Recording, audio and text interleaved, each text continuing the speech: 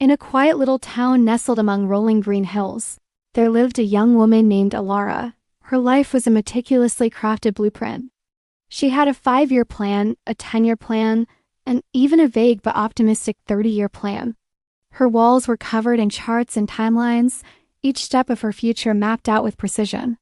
Her dream was to open a small bookshop cafe, a cozy corner of the world where stories and coffee could be shared. She had saved every penny, researched every supplier, and even sketched the layout of the shop, right down to the color of the cushions in the reading nook.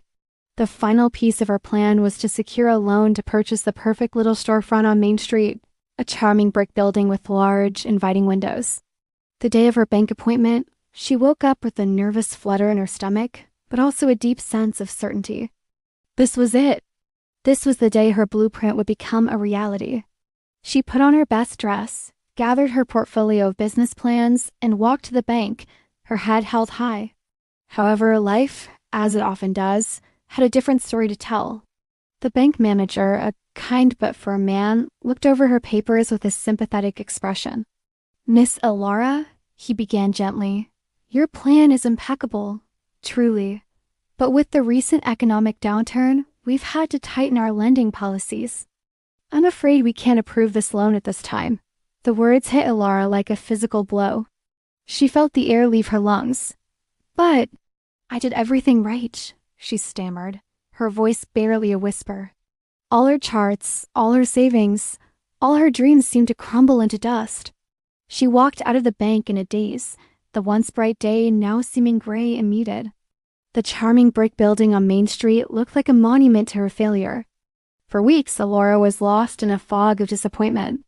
She took down the charts from her walls, packing away her dreams into a cardboard box. The future, once so clear and bright, was now a vast, intimidating blank space.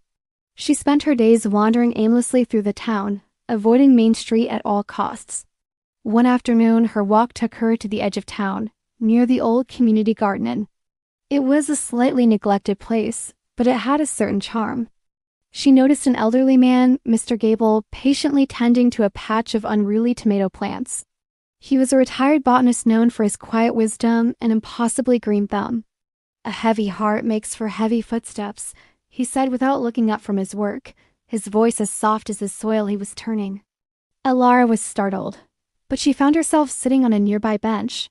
"My plans fell apart," she confessed, the words tumbling out. "I had it all figured out, and it all went wrong." Mr. Gable finally straightened up, wiping his hands on his overalls. He gestured toward his garden. "You see this garden?" he asked. "When I first planted it, I had a plan. Roses over there, lavender by the fence, sunflowers standing tall in the back. A perfect, orderly garden." He pointed to a cluster of vibrant blue wildflowers growing defiantly in the middle of a carrot patch. "Those weren't in my plan," he chuckled. "A bird must have dropped a seed, or the wind carried it here." For a while I was annoyed. They were messing up my perfect rows. I tried to pull them out, but they kept coming back. He paused, looking at the wildflowers with affection. Then one day, I just stopped fighting them. I watched as they attracted a new kind of butterfly I'd never seen in my garden before. They added a splash of color I hadn't expected. They weren't part of the plan, but they made the garden more beautiful, more alive. He turned his gentle eyes to Alara.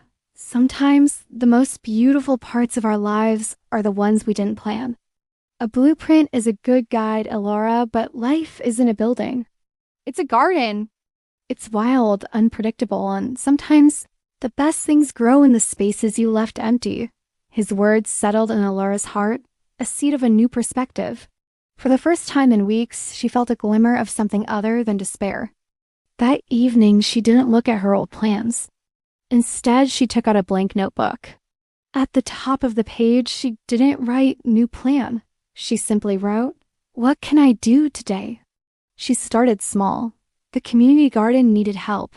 She began spending her afternoons there, working alongside Mr. Gable. She learned the names of plants, the rhythm of the seasons, and the simple joy of watching something grow. She met other people from the town, sharing stories and laughter over muddy hands and fresh vegetables. One day, someone brought a flask of hot tea to share. Another day, someone else brought a batch of homemade cookies. An idea, small and tentative, began to sprout in Alara's mind. It wasn't a blueprint. It was more like a wildflower. She started bringing a large pot of coffee and a stack of her favorite books to the garden every Saturday. She set up a little table under a large oak tree. People would take a break from their gardening, pour a cup of coffee, and browse through the books. They would sit on the grass and read or chat with their neighbors. It wasn't a shop and it wasn't on Main Street, but it was a cozy corner where stories and coffee were shared. Soon, her garden cafe became a beloved weekend tradition. People started donating books, and some even brought their own baked goods to share. It was messy and organic and completely unplanned. And it was more wonderful than anything Alara could have ever designed on a chart. One Saturday, the bank manager who had rejected her loan stopped by with his family.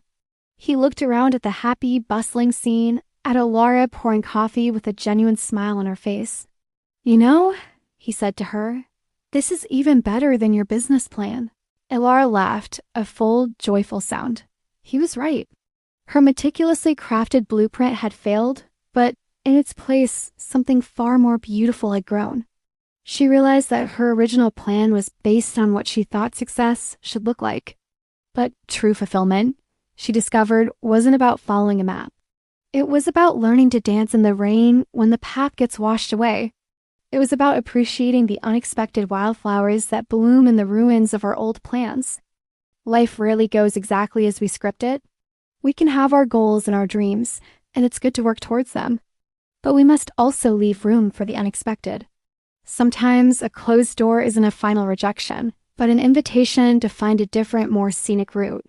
The detours, the surprises, the moments that make us feel lost, they are often where we find the parts of ourselves and the parts of life that we were always meant to discover.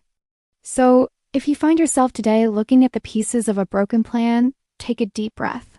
It's okay to be sad, to be disappointed, but then look around. Look for the wildflowers. Look for the small, unplanned opportunity to plant something new. Your life isn't a rigid blueprint. It's a vibrant, ever-changing garden, and perhaps the most beautiful things are yet to grow. Thank you for listening. I hope this story brought you a little bit of comfort. If you enjoyed it, please consider subscribing for more cozy stories. Take care.